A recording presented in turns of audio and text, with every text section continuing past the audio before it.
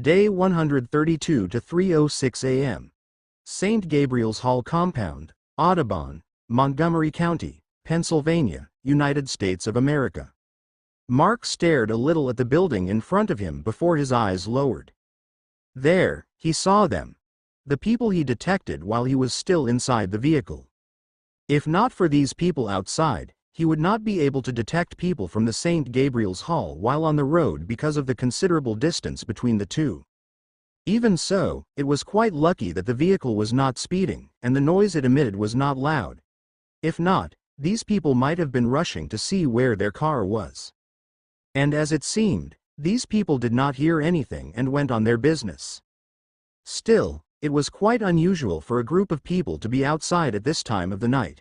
Until the sun rose from the horizon, most people would rather stay indoors because of the danger called the infected. On the other hand, these people were not afraid at all. They were even carrying torches to light up the way. Another unusual thing was that the group was composed of boys that seemed to be in their teens. Mark hid better, wanting to know what these people were doing out here. Furthermore, they seemed to be gleeful for some reason. And as Mark watched the group, they made their way towards the middle of the vacant land that had nothing but the overgrown grass. That was when he saw them dump something out of the sacks they were carrying.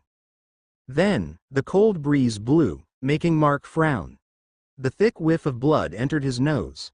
Mark, whose abilities were directly connected with blood, could tell, though. It was not the smell of the stale blood that the infected had. It was not the smell of blood from an animal either. It was the scent of blood that came from a human.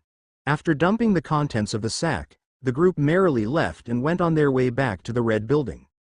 That was when Mark went out to see what those people dumped in that place. Mark made his way through the overgrown grass, and the disgusting stench started to become thicker and thicker. As soon as Mark reached where those people dumped the contents of the sack they had, he saw what was in that place. Because of the knee-high grass, it was hard to see, but there was a big pit, dug in the middle of the vacant, overgrown field. And what did the pit contain? It was a pit filled with decaying infected and human skeletons. Of course, it was not decayed skeletons. A lot of them looked fresh, with stains of barely dried up blood. There was even a set of bones that were still fresh, dripping with blood. It was very likely the thing that group just now dumped in this hole. This scene made Mark look at the red building with a frown. Cannibals. Furthermore, it was not just some cannibals that eat their victims. These ones were quite picky. From the shape of the bones that Mark saw, these butchered skeletons all belonged to females. Mark shook his head. It was not his intent to meddle in this place. He was just here to see if these people could pose a threat while his group passed by. In any case, he confirmed that these people were hostile ones. What should I do now? Mark murmured as he threw a ball of black fire towards the pit. The smell of burning bodies and bones started to mix in the air. But at least, no one would notice it as black-colored fire would not emit any light as it burned. Watching the hole burn while making sure that the fire would not spread onto the grass, Mark decided to check the red building. I should at least see the firepower these people had. If they had guns, it's better to dispose of them before we pass by. As the pitiful dead bodies turned to ash, Mark opened his wings and flew up. From the sky, Mark was able to see the whole place, and he was right. It was not a church. He could tell just by looking at the shape of the building. Yet, from the front, it was shaped like a church with a tall bell tower-like structure at the center. However, from above, it was actually a compound of several buildings, built in a U shape. It had a vacant space at the center. He also saw the surrounding areas where it looked like wide recreational spaces. It was quite strange, though, that a single facility like this had 5 basketball courts, 2 baseball fields, and a half soccer field. Mark was sure that even sports schools would not have this many basketball courts. There was also a small greenhouse, a swimming pool, and other vacant lands that had some recreational facilities left in it. Mark then circled the building from the sky and detected all the people living inside. Unexpectedly, all were males. He also found some females, though their mental states were already broken. The females also seemed to be under the building, indicating some sort of basement facility or dungeon. While flying around, Mark took the opportunity to peek into the rooms and found the same layout for each one. The place was like a dormitory of some sort. And as the furniture looked dull, this place should be a dormitory for males. That was when Mark had to land in the northern area of the compound. It was where the road to access the place was located. It was because he saw some signage that could tell him what kind of place this was. And as he read the sign, Mark finally understood this place. He also passed by some information about this place on the internet before. The St. Gabriel's Hall. It was a residential treatment facility for court-adjudicated adolescent boys. In layman's terms, a rehabilitation center for young males that committed crimes. No wonder now that it became a den of cannibals. Of course, it did not mean that because a young person committed a crime would become irredeemable in the future. However, if one of them started something like this, being young, a lot of them would be influenced. However, what if the one that started it all was not the young ones? Instead, what if it was actually the people that run the place? That might be the case in this place. After all, Mark detected some older people in the building while he flew around. Leaving the signage, Mark flew away once more. He then saw that the road that his group would drive through was actually built with some watchtowers. Thus, he could not help but check. These cannibals were actually guarding the highway. This must be where they were procuring their food, huh? Mark murmured. Anyone using the Benjamin Franklin Highway would need to pass by this area. Thus, those people had no choice but to stop after being blocked by the current residents of St. Gabriel's Hall. Furthermore, being a detainment facility, the people in the watchtowers were definitely armed with guns. In any case, whether Mark used the crystals or not, there was still a chance that these people would be alerted. Puff! Without hesitation, Mark turned into a black mist that moved towards the watchtowers. And there, the blood of the lookouts splattered into the walls inside. Mark then looted the bodies, took the guns away, and vanished with a sinister smile. He then flew around the hall, appearing and vanishing into black mist. One by one, he quickly checked the places where he detected firm mental fluctuations. These people that had confidence and had a high sense of safety were likely to have weapons with them. And thus, Mark took them all. If he could not find any, Mark did not hesitate to slit their throats in their sleep. Some of them woke up but could only utter gurgles on their mouths as blood flooded their throats. After a half hour, the shadow of the devil appeared in the dark basement of St. Gabriel's Hall. There, the women were all awake, despite their bloodshot eyes that were devoid of sleep. After all, even if they were already broken, who would be able to sleep if they knew that they would be eaten sooner or later? That was when the pitiful women noticed someone entering their despairing prison. Everyone shrunk back into the furthest corners of their cells. They thought that cannibals wanted some nighttime snack or something. But then, as the silhouette was seen by them, they were all surprised to see a human with demonic wings. He had a sinister aura around him that they felt fearful of. Did the devil finally come to claim our lives? In that case, please, take it. Dying with their body intact instead of dying to be butchered, this would be better. Their minds were flooded with those thoughts, as they slowly crawled their way towards the bars of their cells. Kill us. Please kill us. We don't want to live like this anymore. Those words that they could not utter anymore were emitted by their eyes and gestures. They wanted this devil that appeared to claim their lives and stop their suffering. Unfortunately, I'm not here to claim your lives. The devil then spoke. With several flashes of a black blade, the cold metal bars that enclosed them to their dark prison were slashed into pieces. And then, from a black hole that appeared out of thin air, a lot of items fell. Guns, bullets, melee weapons, and even grenades, a lot of weaponry fell to the ground. Everyone was confused, frozen while looking at the weapons in front of them. Those are your ticket out of this place. The devil continued. I believe you all knew what to do next. And with those words, the devil turned into a puff of black mist and vanished. At the same time, the women's eyes seemed to have a red glow on them, Pick up your weapons. Take revenge. Kill them all. Those dark thoughts flooded their minds. It was the whispers of the devil, as they said. Slowly, with their weakened bodies, the women stood up. Sluggishly, they picked up the weapon of their choice. Like ghosts of revenge, the naked women left their prison. That was the start of the massacre. The women shot their guns at every person they saw inside the building. The gunshots woke up everyone, and they rushed towards the place, only to get shot themselves. The cannibals tried to find their weapons, however, they never found any. As they ran out of the halls, bullets showered upon them. The cannibals tried to find their mutators. Unexpectedly, none of them were present. Instead, in their rooms, their beheaded bodies were left with their heads rolling on the floor. The men tried to fight back, but without weapons or abilities, they were only sitting ducks. Although they managed to kill a few of the women, a number of them still remained. And that remaining number killed more and more. The cannibals tried to flee, but found themselves trapped, unable to get out. ******, the St. Gabriel's Hall. The outside was red because of bricks. The inside was red because of blood. And the cause of it all was currently standing on the roof of the tower. The devil was smiling at the scene he was watching. Sure enough, the stories of revenge are the most satisfying to watch. He murmured as he opened his wings and flew away.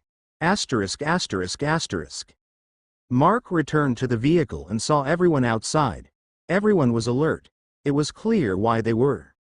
"Boss, what did you do now?" Roan asked the moment that Mark landed. Mark then shrugged. "Nothing. I just cleared our way. We can leave now." Of course, no one believed him. Even so, they rode the vehicle once more and drove off without problems. They saw the emptied watchtowers and thought that it could be what Mark took care of. Unknown to them, a few days later, in the very same place, a cult of women worshipping the devil was founded. Day 132 to 7:22 a.m. S. Lewis Road Overpass, Pottstown Expressway, Royersford, Montgomery County, Pennsylvania, United States of America. Everyone was in the middle of preparing the things they needed to cook and eat breakfast. After leaving the area around St. Gabriel's Hall, the road was not too hazardous, although they came across many commercial compounds and establishments because they were traversing the main expressway. The infected population was not that high compared to cities. If they were to count the number of infected that they came across since they left the cannibal den, it should be more or less around 500 to 600. It was actually quite a lot. But comparing the number of infected they came across these past days, this number did not even reach a quarter. The only problems on the road were the pretty heavy traffic that was abandoned. Several accidents on the road caused the blockage of traffic, causing a whole lot of cars on the way. Furthermore, both lanes had the same state. It was most likely that after the accidents, many people that tried to flee decided to counterflow the incoming traffic. That, however, made things more complicated as more accidents occurred. Because of this, Roan was forced to drive the vehicle slowly, while paving way across the heavy traffic. At the sites where the accidents happened, Mark and the others would go out and remove the crashed cars by force. When the sky lightened up as the sun rose from the horizon, they decided to stop and rest after finding a suitable area. Everyone did not manage to get proper sleep, after all. Thus, they decided to rest while those that were able to would prepare a warm soup for breakfast. Well, finding a good and safe place to rest still took more than an hour, though. Hannah took the lead in cooking as usual. It was the only thing she could contribute to the group, after all. On the other hand, despite the language barrier, Feng Jiruo volunteered to help in cooking. She was not much of a cook herself, but the speed and accuracy she had while cutting the ingredients would make professional cooks drown in shame. At first, Feng Jiruo actually thought that she would be declined of her participation. It was not surprising since she was among the group of people that attacked Mark and May before. However, Mark actually agreed to her surprise. It was not like she was planning anything bad. Still, to be trusted to participate in making food was not something to be given to people that could potentially harm the group. Feng Jiruo could not tell whether Mark was too trusting, Or it was just he knew that she had no ill intentions. However, Mark never looked like the former type. In fact, he looked like a scary person that would have a hard time trusting anyone. Thinking about this made her head hurt a bit. Well, Feng Zhiruo was quite right in that. If Mark was not an empath of a high level, he would be someone hard to communicate with because of his low trust in humans. While waiting for breakfast, Arnold and the others took charge as lookouts, allowing Roan and Mark, who had the least resting time, to relax. And now, Mark could be seen on the roof of the vehicle lying down with his head on May's lap. It was a scene that could make many men envy. Mark and May were of Asian descent. Feng Zhiruo was the same, being a Chinese. Nevertheless, even in American standards, May beautiful and attractive. Being a cultivator, Feng Zhiruo was also someone pretty. But compared to May, there was a vast difference. Furthermore, even if May did not have the body of Void, she still had the advantage compared to Feng Zhiruo. It was because she had both Chinese and Filipino blood flowing in her. It was one of the characteristics that were quite strange with Filipinos. Someone born a half Filipino and half of another origin would likely end up with an above-average appearance. Although not everyone, it happened in a lot of cases. While Mark and May spent their time there, Elise wanted to join. However, she was being stopped by Felicia. On the other hand, Snow was watching Hannah and Feng Zhiruo cook. Looking at this, it started to become questionable what was the reason Snow wanted to become human.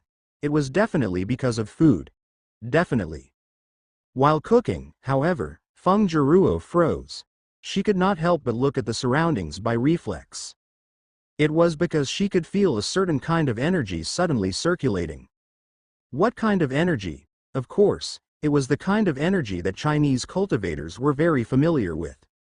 Qi, it was the vital force that was inherent in all things, living or not. This was the type of energy that Chinese cultivators used to strengthen themselves far above human limits. Without a doubt, Feng Zhiruo would become surprised to feel natural qi in the surroundings to suddenly circulate. Nevertheless, as suddenly it came, the circulating qi vanished. It's not working. Feng Zhiruo suddenly heard a troubled mutter from behind. She could not help but look and detected the last strands of qi around someone. Unexpectedly, Mark was at the center of it all. Mark was supposed to be resting, but from what it looked like, he was doing something else covertly instead. Feeling the gaze and detecting the surprised emotion she had, Mark glanced at Feng Zhiruo a bit before looking away and continuing his business. Mark closed his eyes and performed a set of breathing techniques. Once more, Feng Zhiruo felt the natural qi in the surroundings circulating. The natural qi was moving towards Mark. How? Feng Zhiruo was shocked. That breathing technique could not be any more familiar to her. It was the basic foundation building breathing technique that their sect practiced. To be exact, it was something that was being practiced by the new members of their sect to accustom their bodies to the absorption of natural qi and build their foundation as cultivators. But why would Mark know about it? Furthermore, he was actually able to circulate natural qi in the surroundings while lying down instead of sitting in a meditational position. And then, like before, the natural qi vanished. This time, Mark had a slight frown. It's not really working. Mark sighed. Now that he had a good time to feel calm and relax, he had the chance to dig the Elder's fragmented memories in his subconscious. He immediately found this foundation-building breathing technique and tried it. Concentrating his mind and breathing in the air at different intervals through his nose and mouth, Mark could feel another kind of energy thickening in the surroundings. The next thing that was supposed to happen was to let that energy enter his body, through his meridians, and then, to the so-called dantian. He managed to vacuum the energy towards him.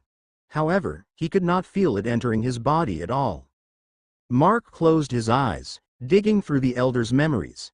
He could not find anything wrong with what he was doing. The sitting position was not really required either, and rather, a comfortable position could be used instead. In fact, he succeeded in condensing the natural qi. The only thing that was going wrong was when he was trying to absorb it. "Gerger, what are you doing?" May asked as she noticed the energy that Mark managed to circulate in the surroundings. I'm trying a breathing technique used by their sect, something to absorb natural qi in the surroundings. Mark pointed his thumb at the dumbfounded Feng Jiruo. I can't manage to absorb it for some reason, though. Mark then raised his head towards May. Why don't you try it? Can I? May asked. Yeah, I'll guide you, Mark said as he lifted his head from May's lap and sat up. From there, May closed her eyes and followed Mark's instructions. And there, the same phenomenon happened as the natural qi in the surroundings gathered once more. The condensed qi then circled and moved like a vortex with May in the center. Unexpectedly, Mark felt the natural qi was actually being absorbed by May, albeit slowly. However, the process seemed to be different from what Mark saw from the elder's memories. Huh? An utterly shocked voice was heard, causing everyone to stare at the source with an incredulous expression. Of course, the shocked cry came from Feng Jiruo after seeing May actually succeed. But that was not the most surprising thing for her, however. How? The natural qi is being purified before she absorbed it. Feng Jiruo was too shocked that she spoke the whole sentence in Mandarin. Of course, no one here could understand Feng Jiruo. Only May, who could only stop her meditation because of her cry, and Mark, who can only understand some broken parts of her words. Everyone could only stare at Feng Jiruo, whose mouth was agape. It would not be long before her saliva flowed out of her mouth. When she realized, she immediately closed her mouth with an embarrassed blush. Mark wanted to ask her about this. However, now was not the time to be immersed in it. Maybe, after they return home. Besides, Feng Jiruo was not someone hard to get along with and would surely entertain their questions. It was even more possible since she seemed to have witnessed an unfathomable thing from May. After that short intermission, they ate breakfast with Feng Jiruo's face still red in embarrassment. However, she was glancing at Mark and May the entire time. It was obvious that she wanted to ask about what happened just now. Mark ignored her, though, with a mischievous thought. Being ignored like this, her curiosity would thicken as time passed by. When the topic came again, she would be blurting out everything that Mark would want to know.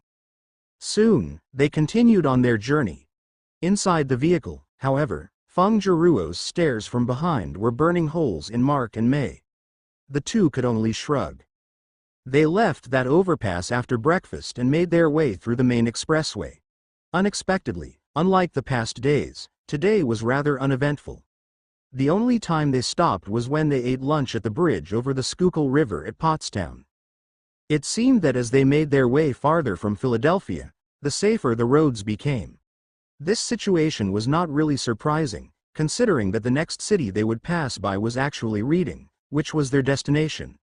Along the way, there were only small communities with lesser population, even before the outbreak.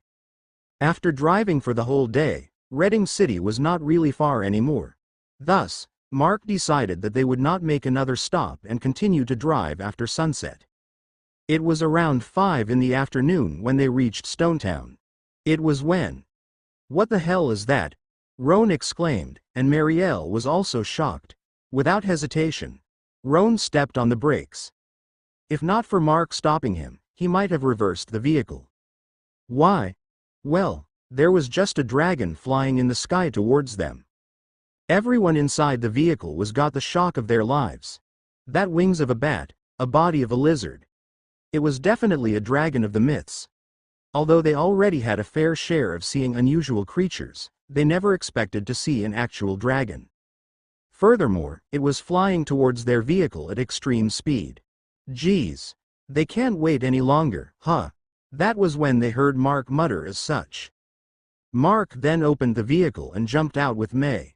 But then, before the dragon could reach them, they saw a strange thing sweep towards Mark at a fast speed. To their shock, they saw a strange-shaped sword flying down. Then, it stopped in front of Mark. With a smile, Mark grabbed the handle of the sword. At this time, the dragon was already above, hovering in the air. It seemed to be finding the right angle to land.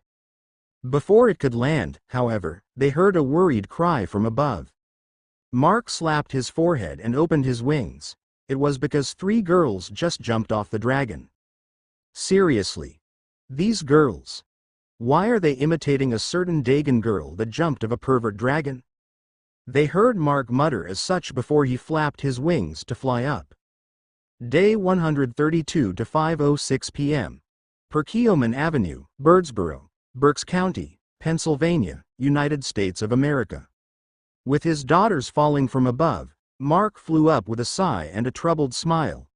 The drop they attempted was about 23 meters high. Even if they would not die from falling at this height after they became blood demons, it would still injure them. Of course, Mark would not let that happen. While the girls were falling while holding each other's hands, they were gently caught by Mark. "Papa!" Miracle called out with a giggle as she embraced Mark. It was quite hard for her, though, since Mark was carrying the 3 of them. On the other hand, Abigail was smiling, though she also looked bitter. Lastly, Iola, who seemed to be very nervous about the fall, was keeping quiet while looking at Mark. By the looks of it, the idea of jumping off Schaffler's back came from Miracle, and Abigail joined in. Iola, who was trying to stop them, got dragged in instead. "Ha! Seriously? What will you 3 do if I wasn't able to catch you?" Mark tried to reprimand the 3 girls as he descended. "Not happening. Papa will catch us for sure," Abigail replied with a calm and serious face. She really had a high trust towards her papa. Hearing that, however, made Mark a bit itchy. "Sorry, Papa. I wasn't able to stop them." On the other hand, Iola, who was the most mature of the 3, apologized. It was not really her fault, but it was still her responsibility as the oldest. Mark gently put them down on the ground the moment he landed. By this time, almost everyone was already out of the vehicle. Well, who would not be? They had just seen an actual dragon from the legends. Furthermore, by what it looked like, it was not an enemy. The most exited among them were Elise and Ernst. Elise, being a weird one herself, was fascinated with myths and the paranormal. On the other hand, Ernst was a biologist. Of course, he would be interested in an actual living dragon. Still, who were the girls that Mark caught just now? That was what filled the minds of others. But then, "Mama, I miss you." The youngest of the 3 left Mark and rushed towards May. With a loving smile, May picked the little girl up. "I miss you too." May gave a kiss towards Miracle's cheek. Now, it dawned upon the group who the girls were. And of course, they were shocked. "Why? Miss May. How old are you?" Felicia asked in a stutter. She was too surprised that she disregarded the unspoken rule of women towards questions about their age. May did not mind, though, and replied, 18? The reply was accompanied by a confused tilt of her head. She could not understand why Felicia would suddenly ask that. That reply, however, made Felicia and the others even more confused. Their eyes then fell on Iola. With that, it was obvious what was going on in their mind. "Seriously, clean your heads a bit," Mark said while carrying Abigail in his arms. "These girls are our daughters. Not biologically, though." That was when they understood. Arnold could not help but scratch his head after thinking about a stupid thing. Everyone else was the same, except for Ernst and Elise that was focused on Schaffler that was now descending. "So, you picked them up?" Felicia voiced out. "Ow. Why?" But she received a fist on her head. She looked back reproachfully at her brother, who hit her. "Don't make it sound like Boss picked up some kittens from the street. It's rude to say that after seeing how the girls are attached to them." Felicia turned away from Roan and looked at the girls. That look on their faces that seemed both happy and angry after reuniting with their adoptive parents. It was the expression showing that they were happy that they finally reunited but also angry for their parents disappearing for too long. In fact, Felicia's parents also had those expressions after reuniting with her. Bam! A loud sound echoed as the dragon landed. It was not from its feet, though, but the car behind that was accidentally smashed by its tail. And there, a beautiful woman wearing an Italian maid outfit jumped off the dragon's back. "Master. Sorry, I wasn't able to stop the young missus. The maid rushed towards Mark, bowing while apologizing about what just happened. Aphelia. It's nothing. You can't really stop them even if you want to. Mark replied with a shrug. Bathala might have recreated Aphelia's body, but it was very similar to the body she had before the destruction of Arielis. Her physical strength was above human standard, but comparing to Miracle that was not even human, to begin with, she would not be able to do anything.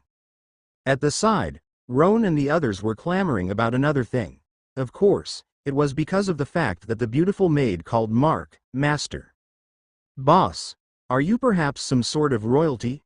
Roan blurted out the question without thinking. But then, Mark glanced at Roan with a subtle smile. There, he replied. Party, I think. Mark was just some abnormal gloomy shut-in before. But now, those words were not a lie. He and Freed had fused already. Freed was actually a king, even if it was only forced by the circumstances. Thus, his reply was not a lie at all. With that last reply, Mark urged everyone to re-enter the vehicle by he brought May and the three girls to join Aphelia on Chaffler's back. Everyone became a bit noisy after this, though.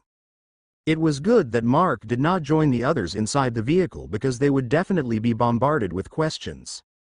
Furthermore, there was another restless woman right now. Feng Jiruo could not calm herself after seeing Ignis. It seemed that she could tell that Ignis was a high-level sword with consciousness. Of course, a cultivator like her would be agitated.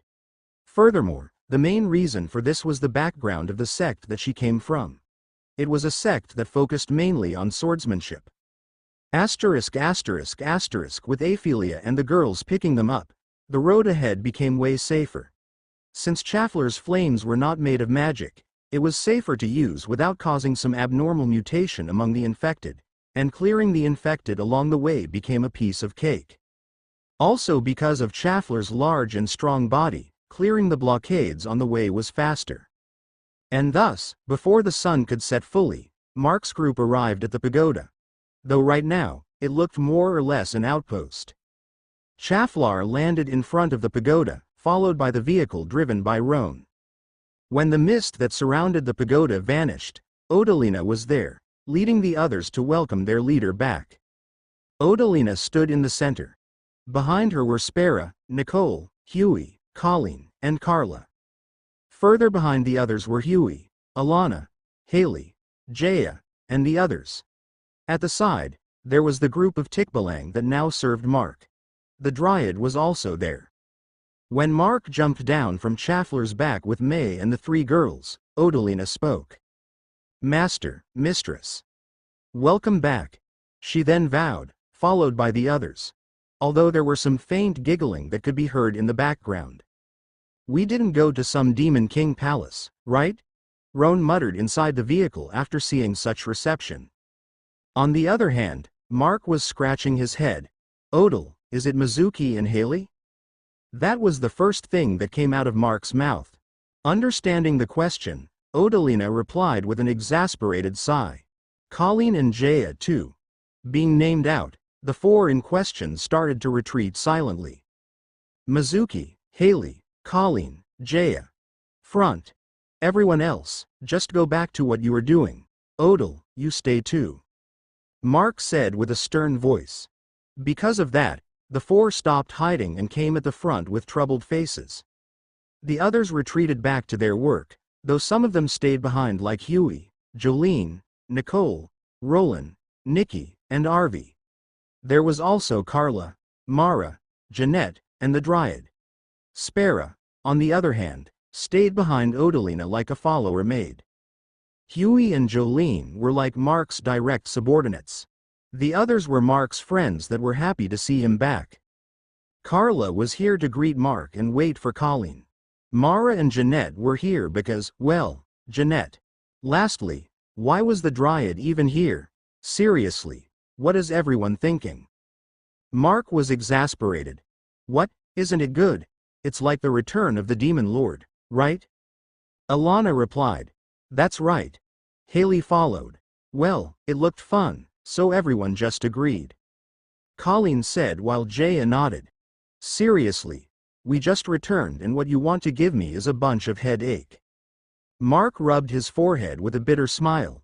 It would be lying if he said that he did not feel happy about this, but it was more on the troublesome side. At this time, the door of the vehicle slid open. Of course, Mark knew who came out without looking. Odell. I brought someone. Odalina was quite unsure who Mark brought back. However, when she saw the person that came out of the vehicle, her eyes became wide. Before she could react, the person ran towards her with a happy embrace. Aunt! Hannah cried out with tears flowing on her face. Then, there was silence. Everyone around decided to watch silently as Odalina snapped back to reality. Odalina slowly pried off Hannah's face from her shoulder and took a serious look at the teen's face. That face filled with tears that resembled her sister when she was younger. Odalina remembered the little girl she saw several years ago. Hannah. How? Odalina's voice was a bit unstable. Even her hands were shaking. She then turned to Mark. She was unable to utter a straight question at Mark since she could decide where to start. Her expression, however, showed what she wanted to know. I'll tell the story later, all right? Mark smiled and pointed his thumb at the vehicle behind them. Also guide them inside. I can leave that to you, right? Yes. Why yes? Odalina replied unstably. She started to try to calm Hannah and went towards the vehicle to introduce herself. Mark and May watched Odalina and Hannah before looking at each other with a smile. The scene was satisfying to watch. It was the very first time they saw Odalina emotionally unstable, and it was a fresh scene to engrave in their memories. And now, what should I do with you for? What punishment do you want? Mark said, returning his eyes towards the culprit of the embarrassing reception. Hey, why are we going to get punished? Colleen asked childishly. On the other hand, the other three kept quiet. Alana and Haley knew that Oedicus would like that scene. But of course, it was not sure with Mark. In the first place, they only wanted to do it for laughs. Jaya had that very same reason for joining in. Who would have thought that they would be caught immediately? Mark glared at Colleen. He then shrugged. Why was the first thing he needed to do after reuniting with everyone was to punish these four mischievous ladies? Thus, Mark started to reprimand the four. In any case, it seemed that these four had been running amok while he was gone. It was because no one even sided with them to defend them. To the side, even Huey and Jolene were nodding as Mark scolded them. Seriously, even Carla seemed to be blaming Colleen for many things. Well then, here's your punishment. Mark smiled. Doggiza. Wah. Alana and Haley cried out at the same time. Colleen and Jaya, on the other hand, did not know what Mark meant. Well, there's no need to lower your heads. Just kneel down until I say so. And now? Alana asked, afraid. When do you want to? Mark smiled with a dark aura. It was scary. In that very place where Alana and Haley stood, they kneeled down. Afraid of Mark's current dark aura, Colleen and Jaya copied the two. Seeing them kneel down, Mark turned to Huey, Jolene, and Spera. I need a report of what happened while I'm gone, and also why this place turned into something else than a temporary meeting place. And there, Mark was welcomed back by the others as he listened to the reports he wanted to know. He was not too heartless to leave the four troublesome ladies kneeling for too long and made them stand after 30 minutes had passed. Still, they were unsteady with their numb legs after. Ow. My legs had never been this numb since before I met Big Bro. Jaya complained. But the unnecessary remark made everyone look at her with pity. Volume 9 End Day 132 to 6:48 p.m. The Pagoda, Mount Penn, Reading City, Pennsylvania, United States of America. Mark stretched his back, trying to relax his muscles. Finally, the long journey he had with May from Atlantic City to this place was over. The road was a very rough one, even for Mark. If it was just other ordinary people, that kind of journey was, without a doubt, deadly. There was a lot of trouble that they came across. First, a city that was isolated from the mainland, brimming with infected, prominent in both power and quantity. Then, the existence of aliens. There was also the outlaws here and there. The curse that sealed 5,000-year-old anti-god weapon, the cultivators, lesser demons, and even the Jersey Devil, and lastly, the monarchs among the infected that Mark came across. Among all that, the most important was the encounter with the Ninth Eye. He called himself as Ninth, the embodiment of boredom. This encounter revealed the other side of the story. It was the other side of the events that transpired during the ousting of the gods on Earth. Ninth also gave Mark the announcement of the incoming second wave of the apocalypse, something that everyone that received the news should prepare for. With all those things in mind, Mark took a deep breath. Their journey home might have ended. Still, other things were just starting. Specifically, the preparation for the incoming second wave would start from now on. While punishing the 4 troublesome women, Mark asked Spera, Ophelia, Huey, and Jolene about the current happenings while he and May were gone. Usually, it would be Odalina that he would ask since she was basically the one left in charge of everything if he was not present. However, he sent her to have more time with her niece, Hannah, while welcoming the people he brought here. And there, Mark listened to the reports starting from the most urgent ones. First and foremost, the reason why the pagoda that was supposed to be just a temporary meeting place turned into a fully fortified outpost. The reason made Mark frown. It was not unexpected, but it was still annoying. All of this was because of Ouroboros and its members. Like before, they sent shadow people to infiltrate the pagoda and learn about what was happening here. Although they were caught because of Huey, who had heightened senses, it still happened several times with different methods of infiltration. Thus, they decided to develop the place instead and apply more security methods. Furthermore, the Pennsylvania branch of Ouroboros blatantly built an outpost just below Mount Penn. It was not created discreetly but was an open declaration that Ouroboros was watching their activities. In fact, both sides could see each other's outposts without problem, any obstacle blocking the view. Mark asked them to point where the outpost of Ouroboros was. He confirmed that it was true. There was no way that he would not be able to see that large condominium building below the mountain. Well, it seemed that the other party was having a hard time observing, though, because of the mist created by the Tikbalangs using their illusion magic. Their magic was very effective around this area since the mountain was quite filled with trees. On other places that were not, the Dryad helped in it. The pagoda had already turned into a defensible outpost. Thus, Mark decided to keep it this way for a while. He already had some plans about the preparation they needed to do, and this place in its current state was just convenient. Of course, he would deal with the annoying organization later if they pushed over with their actions and went across the line. Right now, there were more important things to do than deal with pesky flies. The next thing that Mark asked about was not exactly urgent but asked about it anyways. It was about the people that were currently staying on the first floor of the pagoda. He could not help but ask about it. It was because it was uncomfortable for him to feel unfamiliar people inside his turf. It would be more acceptable if they were like the ones before that only camped outside his base. However, after hearing the reason for this, Mark decided to persevere.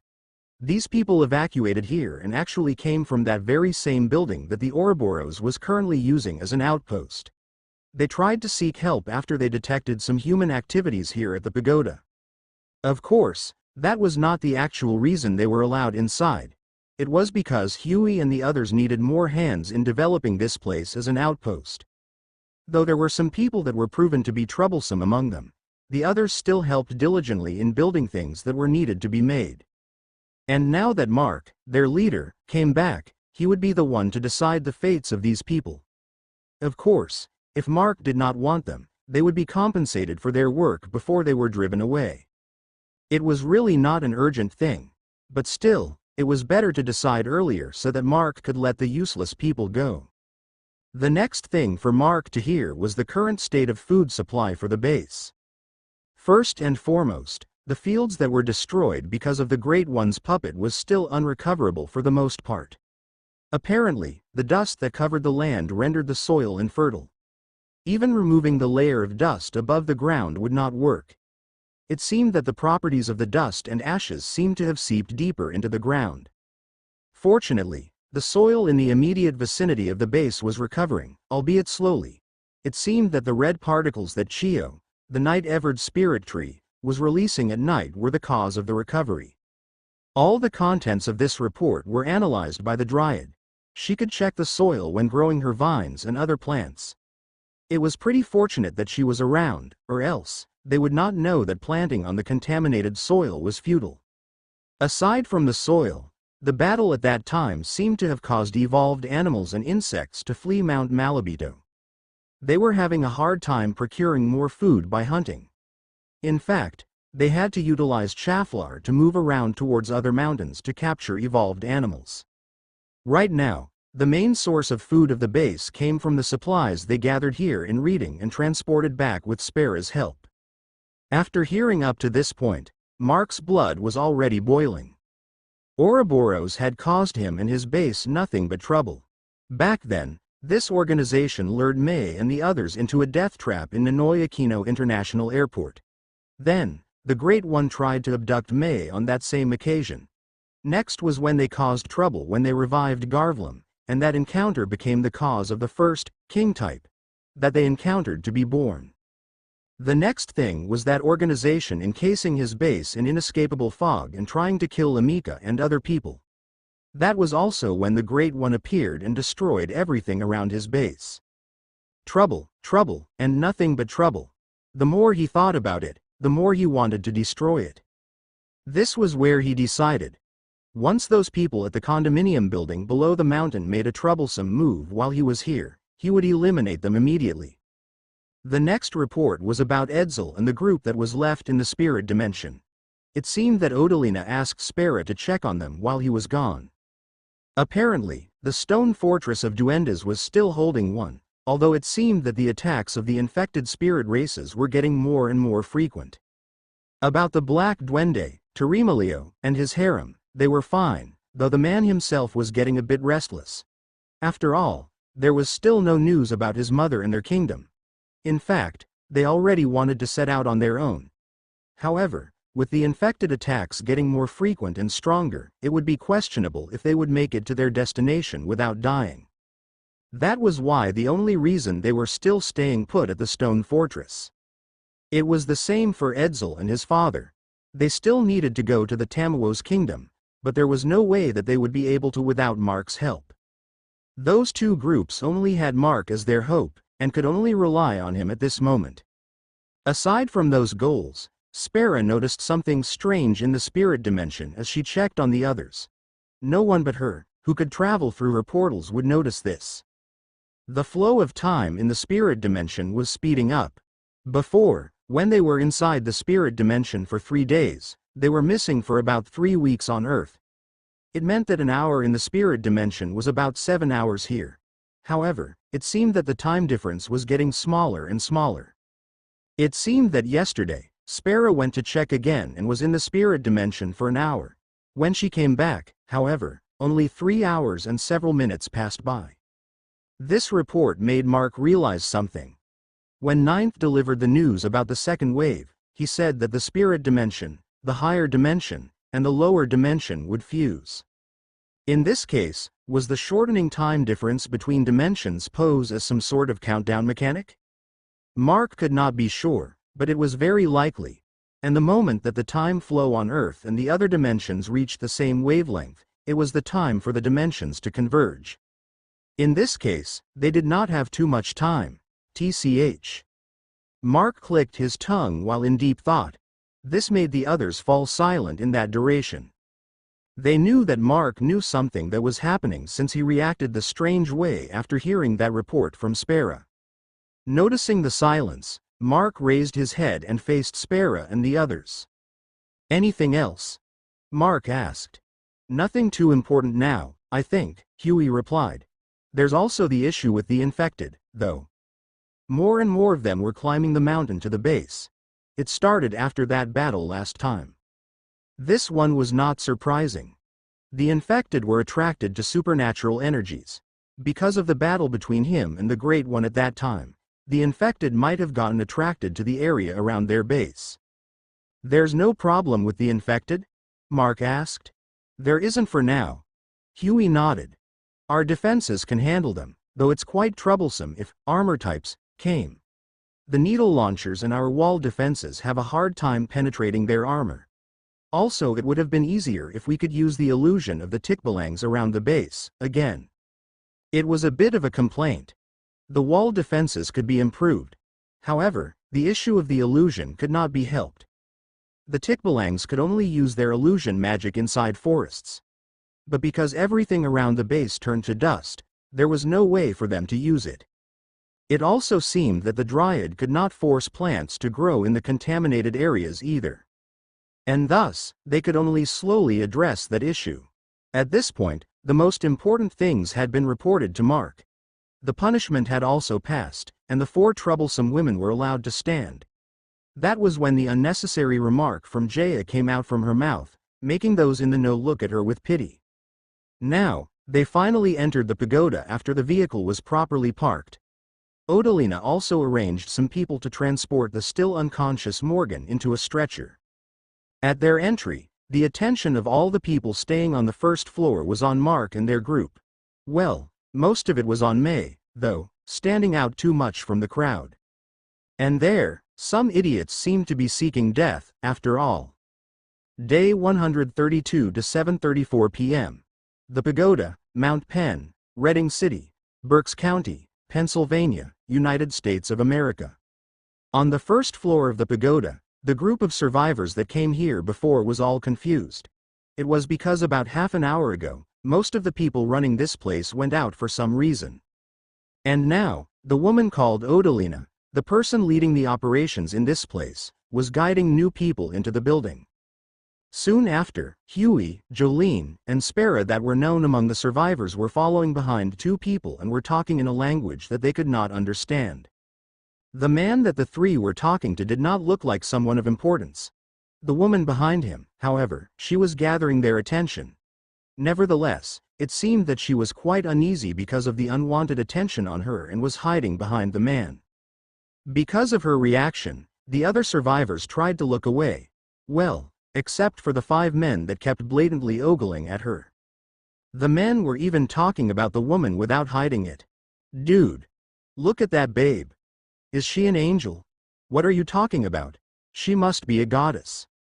The 5 hoodlums exclaimed one after another. Upon hearing that exchange, the others that were with the 5 wanted to hide their faces. Those words might sound like a compliment. However, to the others that had been with these 5 for a while now, those words had a totally different meaning. Talking unnecessarily loud, even though they were talking among themselves. Those 5 wanted that beautiful woman to acknowledge their existence. Of course, there was nothing pure about their intention. After all, that kind of approach was more or less used by some gang members when picking up women in bars and nightclubs. And sure enough, nothing good would end up in that kind of encounter, especially for the woman. At first, they would shower the woman with compliments, playing with her mind and emotions. The moment she reacted, the bait would be cast, and things would escalate further. But before things could even start, the 5 became silent. Puff. Oh. The other survivors were surprised and let out a shout as they retreated. It was because one by one, the 5 vulgar men spat out a mouthful of blood while their eyes, ears, and nose were dripping red. What is going on? A woman stood up, shocked with the current happening. She held on to another woman, pulling her away. Vera, let's get away from them. They might be sick. The woman called Vera looked at her best friend and the 5 men alternately before nodding. In fact, not only the 2 but the rest of the group took distance away from the 5 vulgar men. Since something odd was happening, Vera turned her head to the people managing this place. They should do something about this. But there, she saw them all doing nothing but staring at the 5, especially the man that was taking with Huey, Jolene, and Spera. He had a deadly stare at those men. Vera then rubbed her eyes. Vera, is something wrong? Vera's best friend, Nanette, asked, seeing her rubbing her eyes and staring at the Huey and the others. No, nothing. Vera replied like that. However, her eyes were staring at that man. Why? She was sure that she saw his eyes glow red for a second. The survivors all turned to Huey and the others. Of course, they would be alarmed about what was happening. Unexpectedly, Huey and his group did not make any movement at all. Instead, they seemed to be asking the man that they were talking to just now. Then, when they finished talking, the survivors thought that Huey and Jolene would do something, but they actually turned around and left. Wait. Are you leaving them just like that? The oldest of the survivors, the middle-aged man named Lucas, called out to Huey's group. Unexpectedly, instead of Huey, it was the man who turned around and replied. Don't worry. They're not sick. But then, the man snickered. They might die, though. They were surprised by that reply, and none of them were able to say another word. There, the man embraced the beautiful woman with his right arm and led her towards the stairs. They then climbed the stairs together with Huey's group and the 3 girls that they had seen before. And as the group climbed up to the 2nd floor, the 5 hoodlums fell down, unconscious. This caused the survivors to panic more. However, none of them approached to help the 5 either. At first, one would think that these survivors were afraid of the current situation. But looking at their faces as they stared at the 5, they looked more or less happy at the state of these vile men. Asterisk asterisk. Mayor, are you okay? On the 2nd floor of the pagoda, Mark asked May. She had pretty much recovered from her trauma, at least, and could endure it in mild situations. However, this time was different. I'm okay. But the stares of those men are scary. May was quite afraid of the stares from those 5. Mark was not surprised about this, though. Those 5 mutators seemed to have traits about lust and violence. Compared to normal instances, the stares of those 5 could make a woman feel that they wanted to swallow her whole in the worst situations. We're sorry about this, Huey apologized. We also wanted to deal with those 5 already, but we were waiting for you, boss. Hearing that, Mark nodded, understanding what Huey was implying. Those 5 were mutators. And thus, Huey and the others waited for Mark, of course, to harvest those men's mutations. It seemed that even if the personalities of those men were trash, their mutations were not. What mutations did they have? Mark asked, making Huey and Jolene tell. First, the leader of those 5 men called Jeffrey could breathe out fire. Next was the right hand, Malcolm. This guy had a full body transformation of a gorilla. Huey and the others were not familiar with what kind of gorilla it was, but while transformed, Malcolm seemed to be able to pull a 10-wheeler truck with one finger. Listening to the appearance of the transformation where Malcolm had a black upper body fur and white lower body fur, Mark concluded that this guy's mutation must be a western lowland gorilla. The third guy, the runner of the group, he was called Owlson, and when it said runner, it was literally a runner. This guy's zebra legs mutation allowed him to run very fast. And the fourth guy, Sylvester, was actually the most dangerous. His sweat had turned explosive and would ignite at contact with fire. This guy was a walking disaster if not managed. The most amazing thing, however, was that his body was immune to his own explosions. It was like the chemical reaction within the explosion that was caused by his sweat was different from a normal one. There was a problem with his mutation, though. Sylvester could not control the secretion of his sweat, which made it useless during combat. For the last one, it was the man called Vince. He was the fattest among the 5, though his mutation had nothing to do with his weight. This guy could grow spikes on his body like a hedgehog. Furthermore, it could be used for both defense and offense. The most interesting in this ability, however, was that he was able to launch his spikes. They really have some extraordinary mutations. Mark murmured. How did you all get this information, anyway? It's not really hard to know. Huey scratched his head as he replied. We told the group when they arrived that people with abilities would be treated differently, and those 5 immediately came to boast about their abilities. They hid their weaknesses, though. So, we had to rely on the CCTVs we installed for that. What different treatment did you give those 5? Mark asked. Well, nothing much, really, Huey smiled. We only gave them a bit more food than others, clothing too. Then, told them that the treatment will be improved if they were to actually join us after you return. It's not likely to happen. Impossible. Jolene joined in. In short, those 5 were bamboozled to reveal their abilities easily. Good work then. Mark praised them. There was no need to hold back on taking advantage of people like them. Hearing what he needed to hear about those 5, Mark turned back to May. You should take a rest. Spend some time with the girls. Mark said as Miracle was also itching to do so. Here, Spera interjected. Sister, want to take a bath first? It was an invitation that May would not be able to decline. She immediately nodded. She was quite excited about this. You going to open a portal? Mark asked Spera. No, she immediately denied. We made a bath on the top floor. The view there is great. Hearing that, Mark shrugged.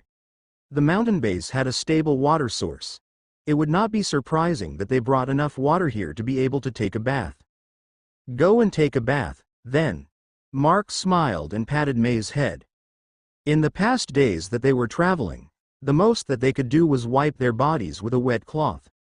They also had to mind the water supply and could not clean their bodies thoroughly. Now that they reunited with the others, they could finally take a bath once more. Well, in this apocalypse, being able to take a bath for most people was already a luxury. They could take a bath in oceans and rivers, but it was not without risk either. What about Gerger? May asked. What, you want me to join you? Mark dropped a joke. May's face turned red immediately. My mayor is really cute. Mark then said as he planted a kiss on her forehead. Just go already. I'll just take out the trash. Take out the trash. There was no need to ask what that meant. With a red face, May and the girls were led away by Spera and Jolene. Now, it was only Huey and Mark that was left. So, boss already moved to kissing. Huey suddenly said. It made Mark freeze with a wry smile. It was not hard to tell that Huey saw this as a huge improvement, knowing Mark and all. Mark decided to change the topic. Get someone to move out those 5 bastards. I'll eliminate them immediately. As you wish. Huey replied. In his expression, it seemed that he was also itching to remove the pests for a while now. It was not surprising if those 5 behaved the same way towards Jolene. And there, the survivors were surprised as Huey led some people to drag out the 5 unconscious men. Where are you bringing them? Vera was suddenly pushed forward and asked Huey. She seemed to be forced to ask that question as she was stuttering. But to that question, Huey, who was kind to almost all of them, replied with an unexpected thing. We're bringing them to be executed. Huey did not even play with his words and directly said what was going on. And of course, the survivors were shocked at the sudden event. Before any of them could ask more questions, Huey beat them to the punch.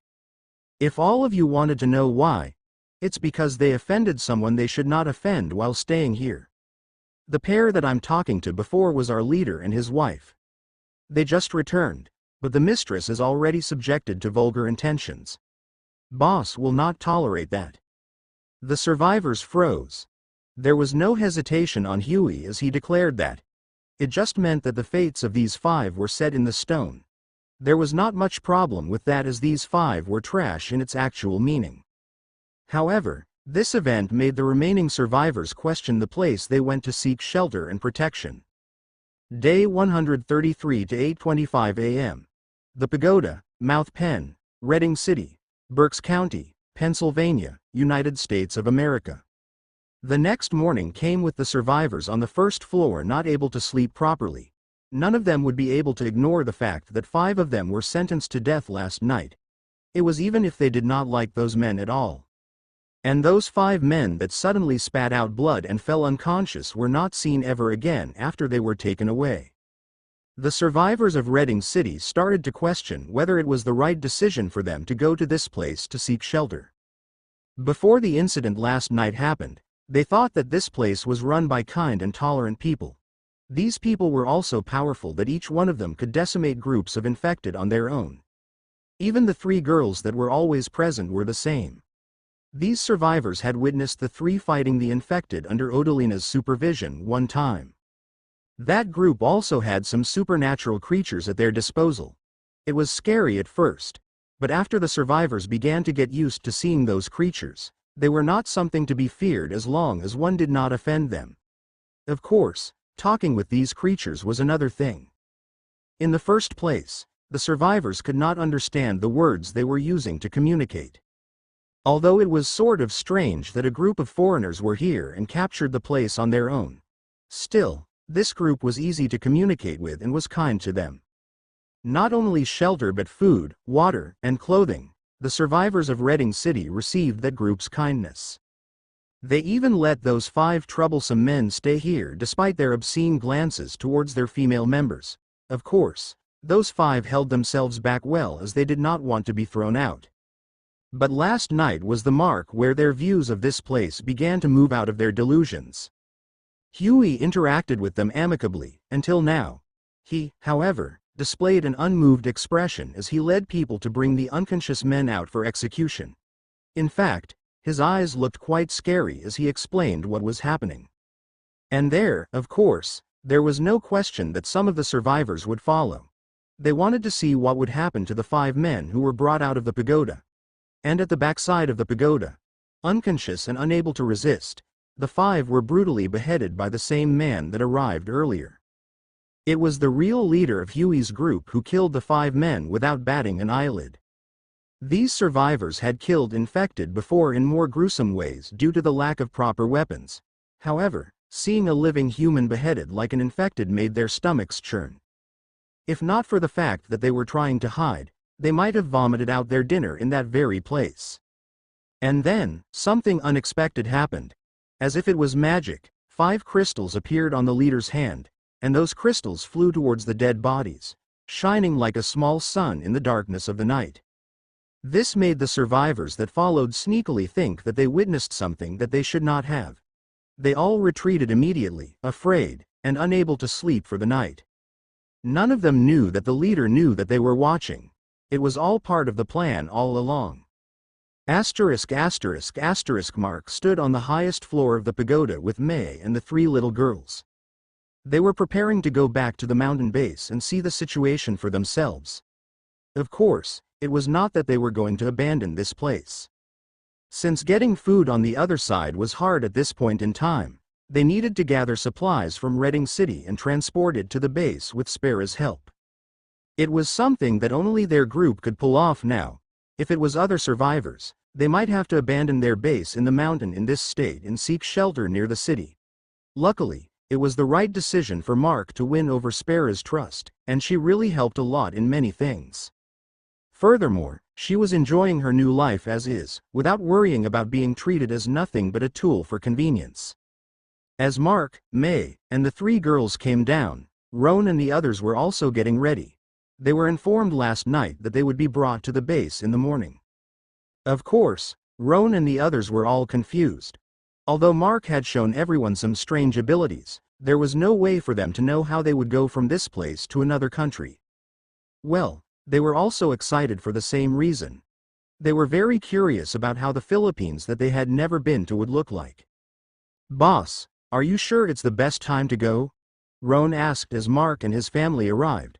"Won't it be night time in your country right now?" That was a good question. It was morning here in Pennsylvania, but because of the 12 hours time zone difference, it would be 8 in the evening in the Philippines. "You know, that's the reason I picked this time. My base looks better in the night," Mark replied, obscuring other details. He then turned to Huey, not waiting for another word from Roan. "You manage this place. We won't take too long. How about the people below?" Huey asked. He was indicating to the survivors that they let watch the execution last night. "There," Mark smiled. "Let them know that I'm not around. Do it indirectly. Then, let those that want to leave, go. I'll screen the remaining ones when we get back." "Okay, boss." Huey nodded. It was impossible for Mark to not know that people were sneakily watching how he killed those 5 men.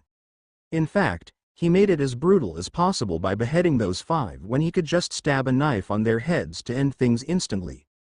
The beheading did not even go smoothly, and blood splattered around since he purposely used a slightly dull blade to cut off their heads. All of it was to make those survivors leave the place in fear. If they knew that Mark was not around, it would fuel their desire to leave. And now, as the business here was concluded, for the most part, it was time to return to the base. While Roan and the others were still confused, Mark nodded at Spera. Spera then stepped forward and stretched her hands in front of her. And there, Roan and the others that witnessed it for the first time could not help but step back from both amazement and fear. In front of Spera, it started as a small flash and spark of electricity in an empty space. But suddenly, it turned into a rip in space that expanded fast. It became a hole as large as a double door. And inside the hole, everyone could see an entirely different scene from what they were supposed to see. "Follow behind us," Mark said to Roan and the others as he led the whole group to enter the portal. They all hesitated a bit, though they still followed. And they were amazed as the whole scene in front of them changed. It was a place with structures and walls made entirely of black material. It looked quite eerie on its own. However, the large tree with red leaves glowing in the dark fascinated everyone. Even the particles that fell from the tree like snow gave the whole place a fantasy-like atmosphere. Since it was nighttime, they expected it to be dark. Furthermore, with no electricity, even if there were torches and oil lamps, the light would not be enough. There was the possible use of generators. However, no one would be dumb enough to use something like that to illuminate everything aside from necessary places. But they were wrong with that assumption. With some strange metal grid installations that were installed along the path, everything was brightly lit. They could not help but touch the installations and felt that it was metal. Nevertheless, it was exuding light, which was amazing on its own.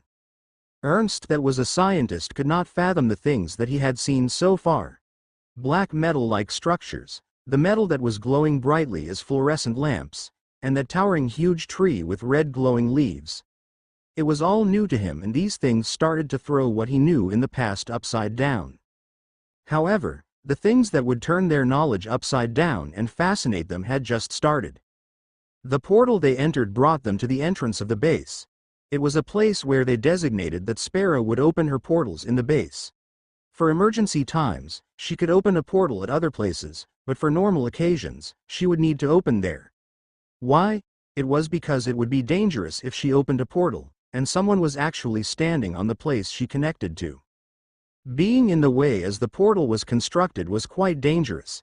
In the mildest cases, the static electricity generated at the initial phase could electrocute anyone.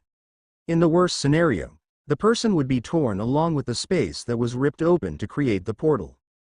Being brought at the entrance of the base, they needed to walk further inside. Several people saw Mark, and the word of his return spread out quickly. Another warm welcome happened as they all greeted Mark. Of course, they did not stop Mark, and it turned into a mini-parade as they walked around. And when they reached the base of the tree at the center of the base, they saw a surprising creature. Peeking out of the waters of the pond with strange-looking water plants, there was a beautiful woman. Master, Mistress, welcome back." Timidly and with a stutter, Miliel greeted Mark and May. She even bit her tongue in nervousness. She was not nervous because of Mark and May. Rather, it was because of the unfamiliar people with them. It also seemed that while they were gone, Miliel had learned more words. Seeing a beautiful woman with a cure gesture of biting her tongue as she greeted, Arnold and the others wanted to say hello. However, as they stepped forward, it scared Miliel, and she immediately dived deeper into the pond. That was when Arnold and the others saw something that made them speechless. When Miliel dived deeper, her lower body was exposed because of her maneuver. It was the tail of a fish. "The elder brother, is she?" Elise ran towards Mark, tugging the sleeve of his jacket as she exclaimed excitedly. Mark smiled. "Yep, that's a mermaid." Everyone was speechless at this point. Miliel then appeared once more on the further side of the pond, right beside the tree's roots. Only her eyes and head was over the water, while she cautiously watched the group. And there, the group was surprised by a sudden scream. MMMMASSSSTTTERRRR. The scream came from above, in the direction where Mark's cliff house was built. And they immediately saw a small girl, small in a literal sense, plunge towards Mark. Master. Sniff. Emihan cried out as she rubbed her face on Mark's chest. Seriously, you're too dramatic as ever, Mark said with a troubled smile as he put Emihan on his hands. Emihan was not together with everyone in the pagoda as she had to help in blowing away the black ash and dust in the area. And since she was alone in the house right now, she was quite lonely until the others come back to check on her. But now, Mark had returned. The very first human she was in contact with and the person she trusted the most. Of course, she would act like this. And then, Emihan heard voices overlap each other. Yua, fairy. One of the children's voices was heard in excitement. That was when Emihan turned her head like a broken machine that needed oil. She saw humans. Emihan exclaimed as she hid behind Mark. Well, this is quite nostalgic. Mark laughed a bit. It had been a long time since he heard that shout of hers, after all. Day 133 to 8:32 p.m. Mountain Base, Mount Malabito, General Nakar, Quezon Province, Philippines. This place is fascinating. That was what filled the mind of Roan and the others that came here for the first time. It was as if they were brought into a different world, far from the nightmarish apocalypse that they suffered in for the past 4 months. In this place, their group saw strange sights, fascinating creatures, and even the people looked carefree without worry. Boss, you didn't bring us to your country, right? It's a different world, isn't it? Roan could not help but voice out as they continued to walk around. That might look like it, but it's kind of impossible, right? Arnold said, rejecting what Roan said. The others nodded, agreeing with Arnold. With what happened on Earth right after the apocalypse, it was not strange that a place like this existed. Of course, it was still surprising, especially the existence of the creatures that they only heard from fairy tales, myths, and folklore. Though everyone had seen the Tikbalangs and the Dryad back in the pagoda, they did not think much of it. They just thought that they were mutants with strange mutations. It was not surprising considering that not everyone was privy to mythological creatures around the world. Furthermore, they all looked half-humans, and that made them have such an assumption. But seeing the fairy, they were finally convinced that these creatures were not just products of Mutagen. They were actual, genuine creatures. Creatures took from the stories they had heard before. Creatures whose existence had long been being debated since the start of time. I can bring you all to another world if you want to, though, Mark suddenly said with a shrug. It's more or less just another dimension on Earth, but it can be considered as another world since many laws on Earth did not apply there. The people that lived there are not humans either. Everyone in Roan's group froze. They could not fathom whether what Mark was saying was the truth or not. Sir Mark, you're kidding us, right? Felicia could not help but say. I'm not joking. It's the dimension where those horseheads and the Dryad came from. The world home to the mythological creatures that don't exist on Earth for the most part. Everyone had gone speechless at this point. Mark definitely liked to turn their world upside down. Well, don't think about things too much, Mark added. Only this place looked like this. If you all go down the mountain, you will probably experience things not any different compared to the things back in your previous place. But of course, it can be less or worse, depending on the place you intend to go to. Hearing that, everyone had a wry smile. This place was too good to be true, but it seemed that it was no different outside. Still, everyone could only admit. The strange person called Mark brought them to a place that was a paradise compared to the place they lived in the past 4 months. A paradise, they said. It was until the scene suddenly became a nightmare. In front of them, a gigantic woman with tentacles and hundreds of eyes all over its body stood. She was growling at them. No, she was growling at Mark. Her gestures did seem harmless, but it was definitely nightmarish to everyone. She's not growling, right? She seemed to be talking. Sandy said. realizing that this nightmarish-looking woman seemed to be talking to Mark.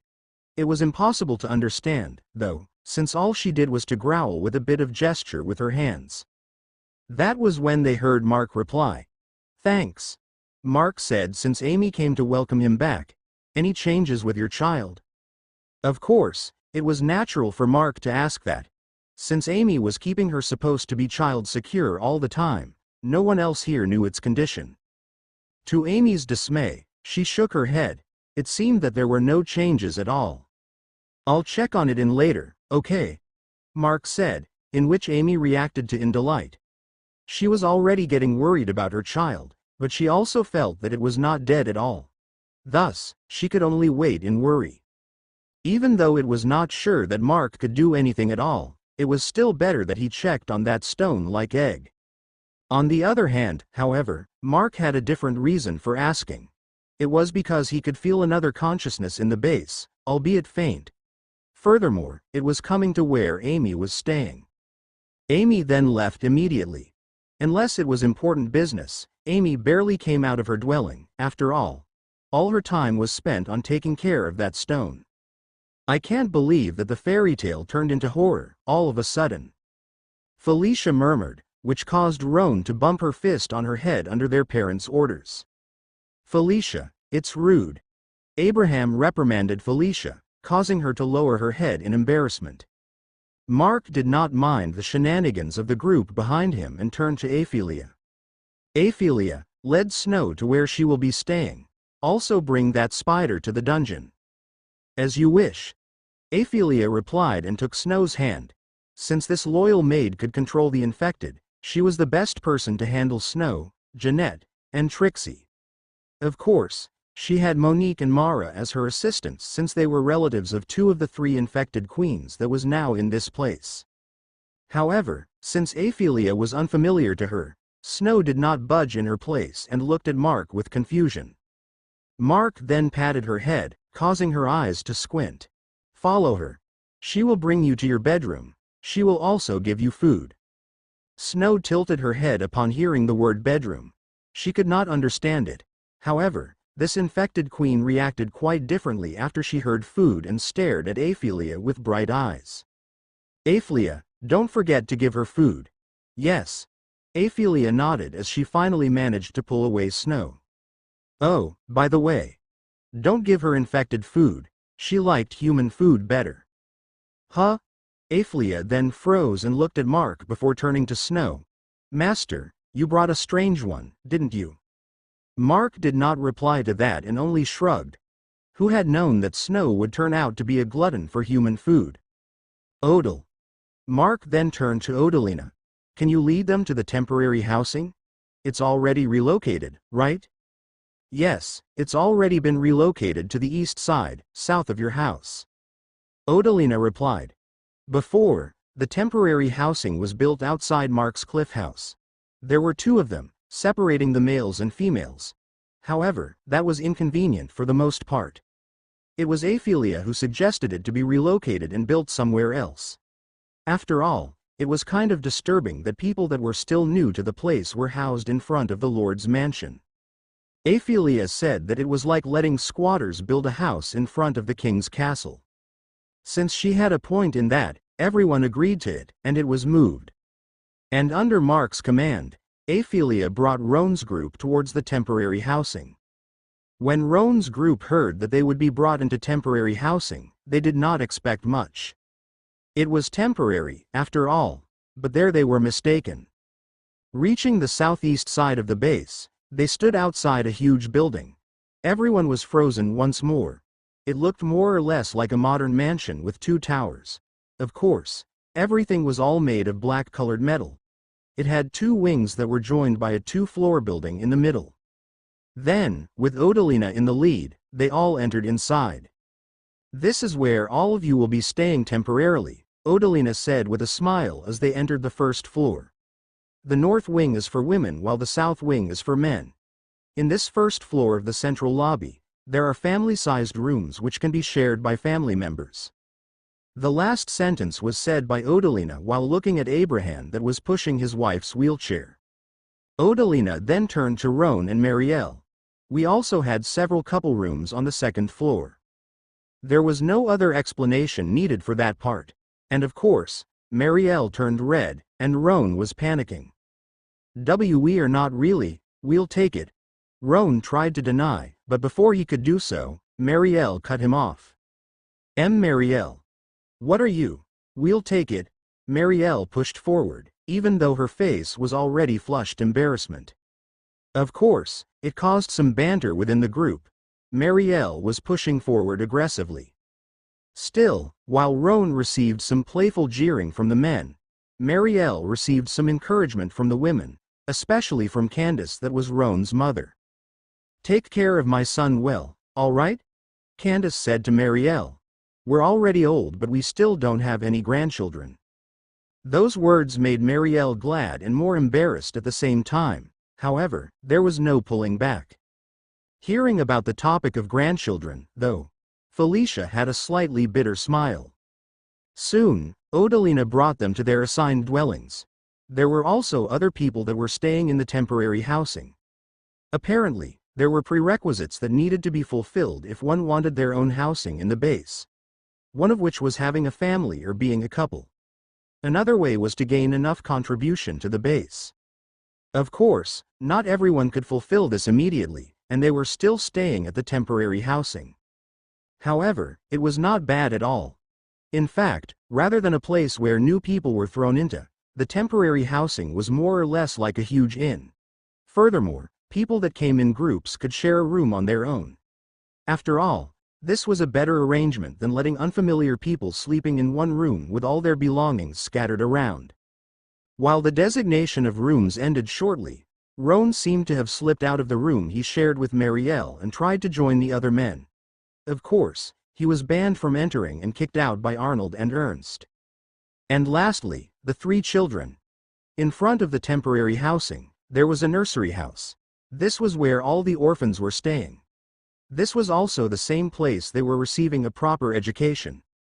Not everyone was fond of it, though, but as they were given more food and even toys for studying hard, everyone was eagerly studying. The three children from New Jersey were kind of awkward after arriving. After all, not only that it was an unfamiliar environment, but there would also be the language barrier because it was a different country. But unexpectedly, while not too well enough, the children that welcomed the three could converse properly. And as it seemed, these children had their own group in this base, and it was led by a girl with a metal armored arm. The three newcomers were fascinated by that as Ilona introduced herself. Especially Kylam, the weirdest of the three, kept on staring at Ilona's arm. The three kids from New Jersey would not have a hard time adapting to this place.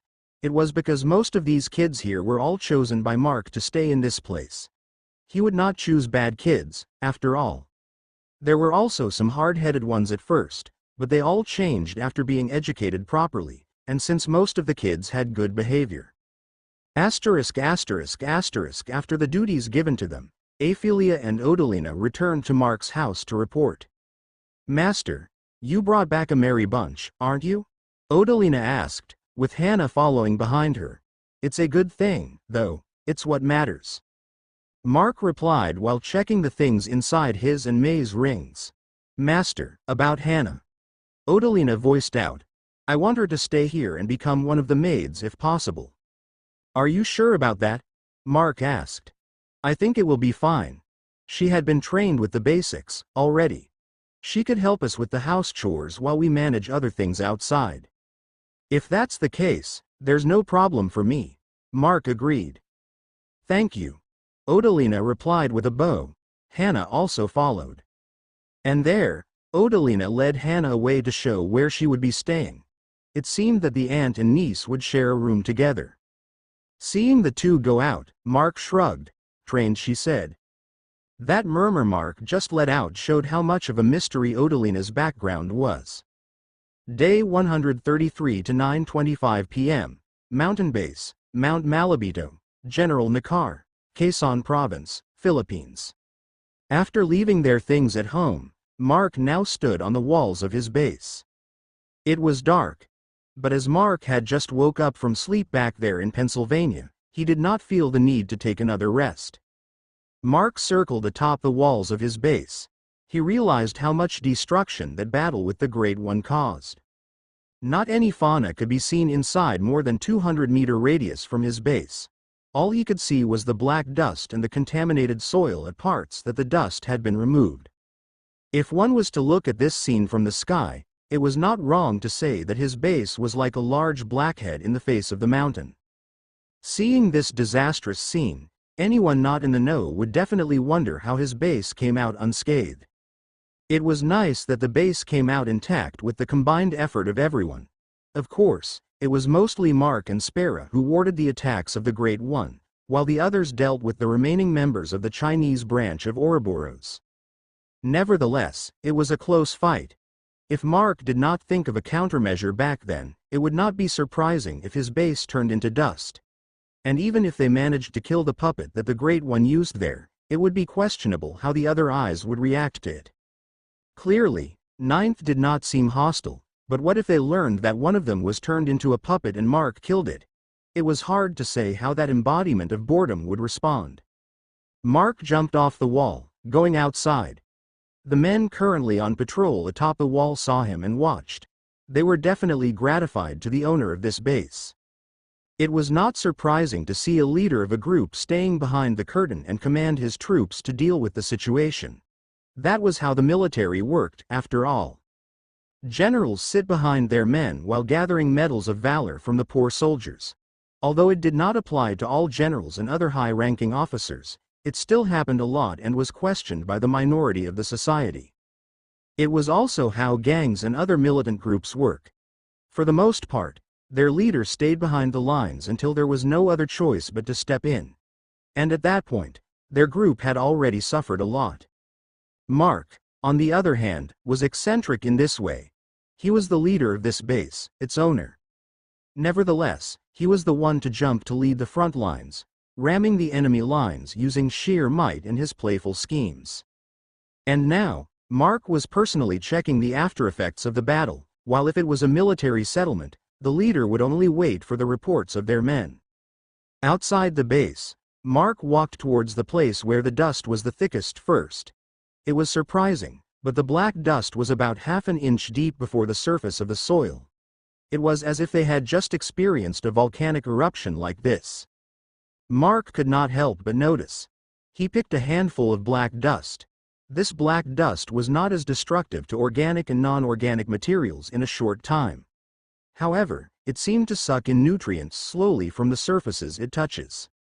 This made Mark frown. His people should not be in contact with this dust for a long time, or else, they might catch far severe symptoms.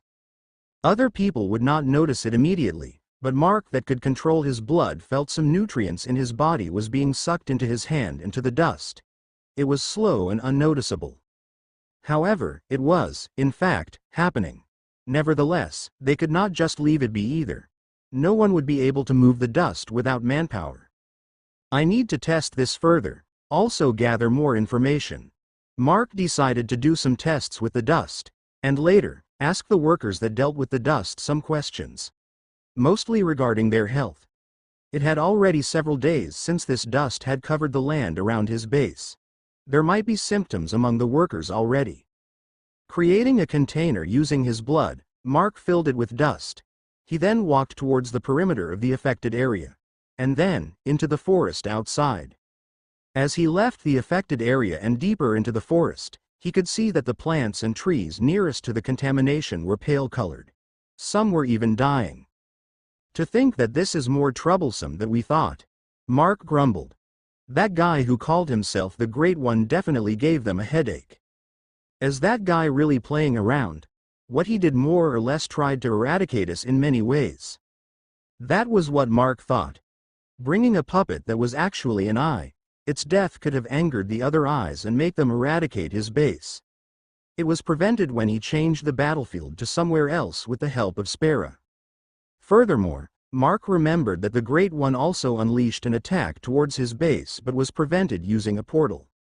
And since those two attempts failed, the last was the dust that prevented them from farming and cultivating. In the worst case, even the base would have been contaminated and rendered inhabitable. Darn it. Looks like that guy isn't playing at all, Mark said with a deep breath. I didn't notice at that time since the thoughts he managed to detect was more or less playful and childish. As Mark said those words, however, he realized. I see. Mark shrugged. Eradicating us is more or less a childish play for him, right? That was right.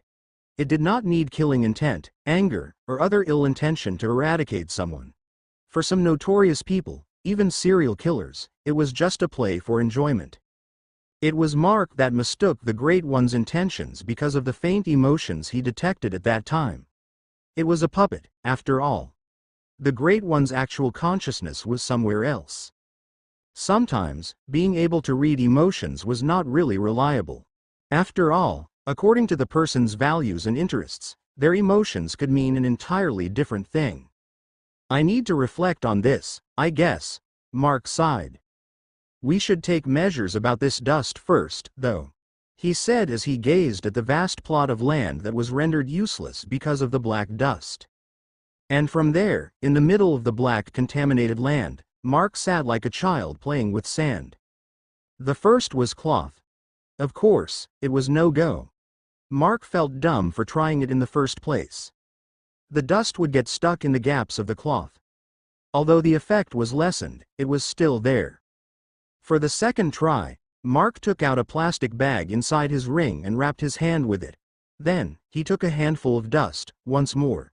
And there, Mark closed his eyes, concentrating on the sensation on his palm. He shook his head soon after. It seemed that thin plastic would not work either. He could still feel the nutrients in his body being sucked through that plastic. It was even worse than cloth. After the second try, Mark realized that his feet seemed to be all right. Made him conclude that rubber could work. But then, he shook his head. Where in the world would they get a large amount of rubber to make suits with? I wonder if the Quezon settlement had some hazmat suits. Right, I saw some people wearing those in their laboratory then. I doubt they will let you borrow them, though. Mark was pretty much right in this aspect. Hazmat suits were precious pieces of equipment during the apocalypse as they needed those suits while conducting experiments and research. They also needed it to deal with harmful chemicals and even mutated infected. It was far more precious than guns or bullets for the military. Weapons could be replaced with other alternatives, but the hazmat suits that they had no way of making was not. While thinking about it, Mark suddenly remembered. He took out the container he made and filled with dust. And as he thought, the effects of the dust did not seem to be working through the blood metal container. This could work. Mark smiled. After that, past midnight, Mark was inside his workshop that he had not visited for several days that he was away. And like before, he was with his precious blood children, making countermeasures for the effects of the dust on their workers. Outside the workshop. Master, is at it again. Ophelia smiled. At these times that the loyal maid could see the image of Freed overlapping with the visage of Mark working on creating things. We can only see him this lively when working in his workshop, watching anime, playing games, and when he spends time with Mistress and the little misses. Odalina said, agreeing with Ophelia. Right now, it was rest time for the maids. In this room that was outside the workshop, Ophelia, Odalina, and Sparrow were relaxing.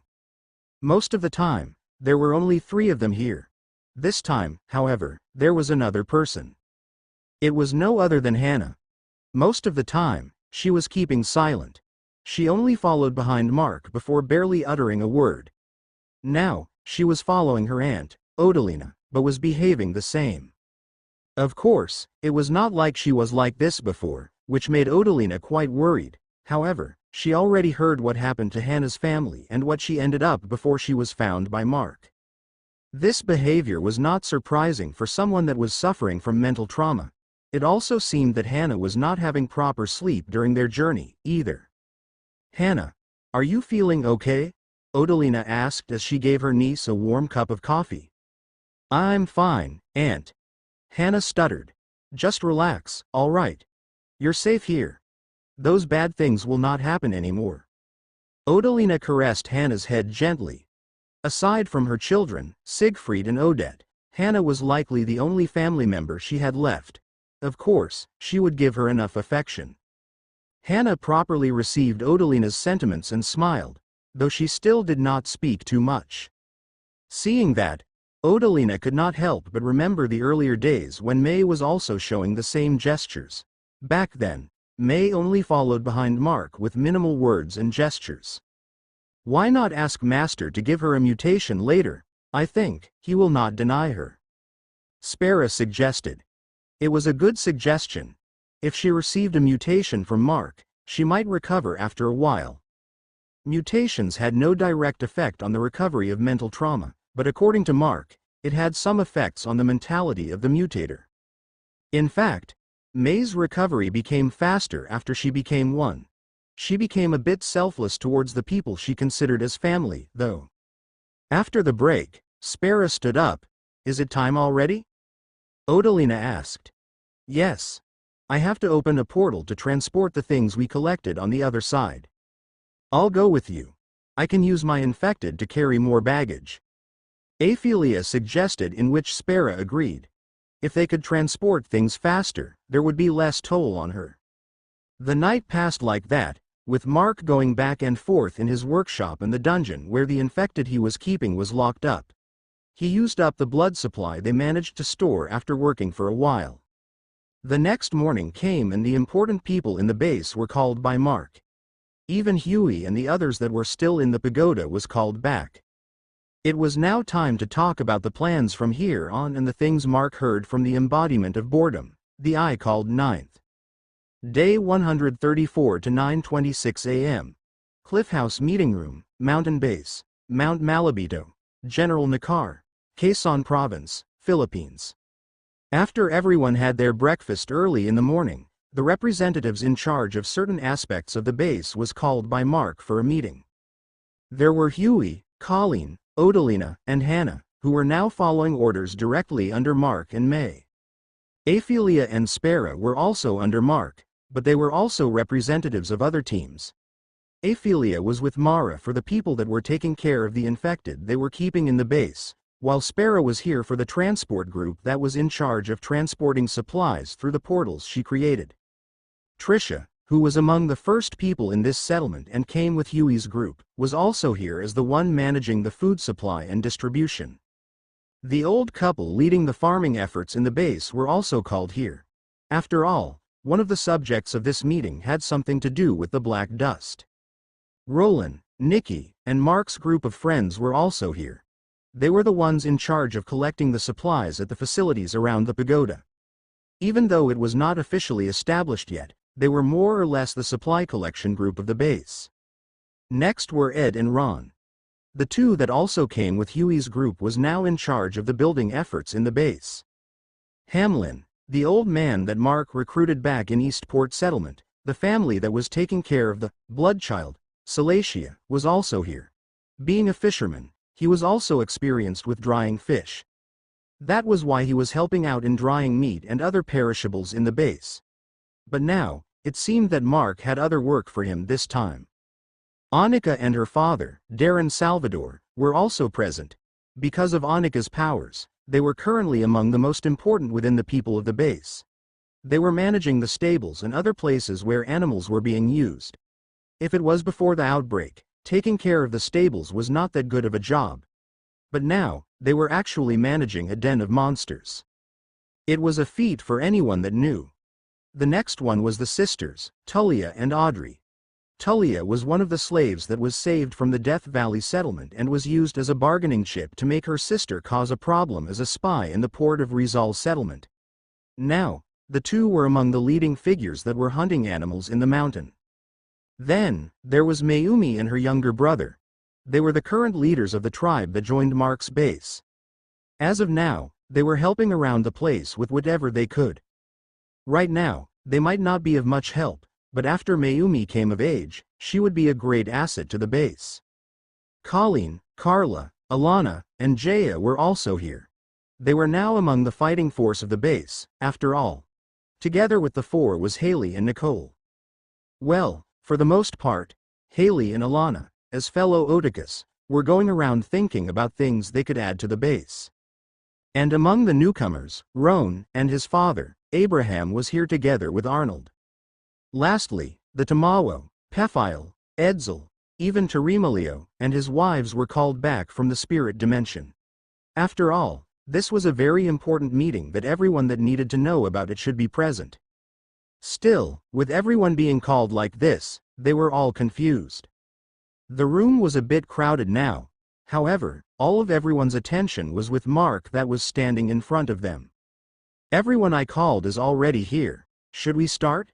Mark voiced out, making the room as quiet as possible. In this base, Mark's words were supreme. No one would want to annoy or disregard him. None of them wanted to lose the safest place they had been to on the face of Earth's collapse. "Okay. Then." Mark nodded. "Everyone here knows that the whole Earth is in peril now. Bad news. It will only get worse." After saying that, unexpectedly, no one had a big reaction. Then, Roland raised his hand and was allowed to speak. "The infected were mutating further. We already know that things are growing more dangerous as time goes on." Hearing that, Mark shrugged. "I know that you all know about that. If it's only that, there was no need to mention it at all." And there, the faint murmurs ensued. "Then, I'll say what is going on," Mark continued, making everyone silent. "While we are absent here and traveling in America, I received a piece of bad news for everyone.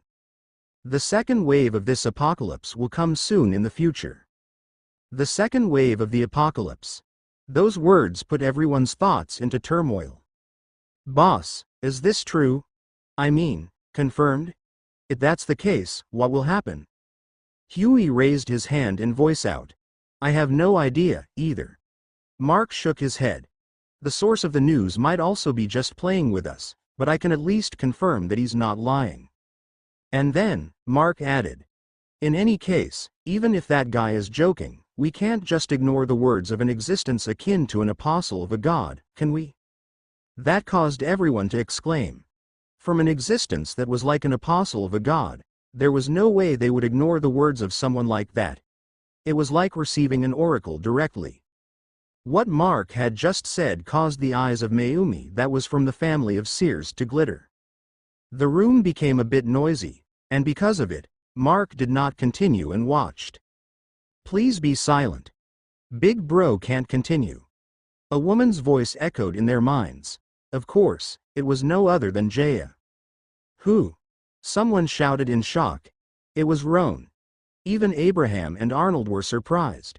It was expected since they did not know about Jaya's ability at all. Jaya was about to reprimand them for shouting, but Mark stopped her. "They don't know about you. You will only surprise those three more if you continue." Jaya nodded after hearing that. Mark's words also made Roan's group realize who was talking in their minds earlier. "As I said, we don't know what will happen in this so-called second wave," Mark continued after everyone went silent once more. "But there is one thing that is confirmed that will happen when the second wave occurred. It's the collapse of the dimensional barriers." That last sentence caused different reactions from everyone. First, not everyone was privy to the existence of different dimensions, or even if they were, they only knew it from theory. An example of this was Roan's group once more. On the other hand, the people that knew about it already did not know what would happen during the collapse and were confused. Furthermore, they only knew about the spirit dimension, not the others. And thus, Mark explained to everyone the existence of the spirit dimension. A place where the elementals, spirit races and demons were living. The lower dimension. The place where the actual devils resided. The higher dimension. The place dimension in the sky, where the messengers of the previous gods now lived. And the existence of the dimensional pockets created by powerful beings, deities, and the gods from other dimensions. Once the dimensional barrier collapsed, those dimensions will fuse with the current Earth. From here, it was where the things that Ninth mentioned to Mark ended. "Master, what will happen then?" Jolene asked. Mark shook his head, however. "I'm not exactly sure, either. But I have speculations. Since I have been to the spirit dimension, already, I have a hunch on what will happen in the largest scale." Everyone fell silent and stared at Mark. the existence of current Earth will collapse. Not all of them could understand it, but if it was said like this, then it was likely that the current appearance of Earth would change greatly. Those that were with me, and even Pephile and Teremelio's group here can attest, for the most part, the spirit dimension is the exact geological copy of Earth. The oceans and seas, the mountains, lakes, rivers, plains, and even caves, all of it was the same copy from Earth. The appearance differed greatly, however. It was because only the geological appearance was the same and not everything that was living on both dimensions. Trees, plants, and bushes grew differently in both dimensions. It also had different inhabitants, and each had different actions in their environment. Even the growth of animals was not the same. Geologically, everything that exists here on Earth was the same there. Mark said. Thus, once the dimensions fused, I don't think that there would be problems with that. It was not confirmed, but in the least, what Mark said gave them a breather. It was not wrong since they thought that Earth might suddenly grow or even blow out of proportion. As I said, there might not be many problems with the shape of the terrain. The problem lay on the things that are on that terrain. After those words, Mark explained. Like what he said before, while the terrain was the same, those that were on that terrain was not. Cities here on Earth did not exist in the spirit dimension. Instead, all of it was covered in forest and untouched land. Once the two dimensions fused, the cityscape would fuse with that forest and untouched terrain. Since most of the city was built over flattened land, a lot of it would end up buried in the untouched land of the spirit dimension. The large, thousand-year-old trees would invade the tall buildings of the city and cause it to collapse. Without a doubt, most of the city-built settlements would meet its end at that time. Trees would also collide with the new terrain and be uprooted, causing different calamities in mountains. Bodies of water would be disturbed and most places on Earth near water would be in danger. There was also the chasms that existed on the spirit dimension that separated the countries and continents. That would definitely cause the Earth's oceans to change drastically. While all that existed in the spirit dimension would exist here, it was the same vice versa. The crust of Earth was mostly untouched and would definitely cause a lot of demon races that lived underground to be buried alive. The places here that were untouched but were built with something by the spirit races would definitely face the same demise.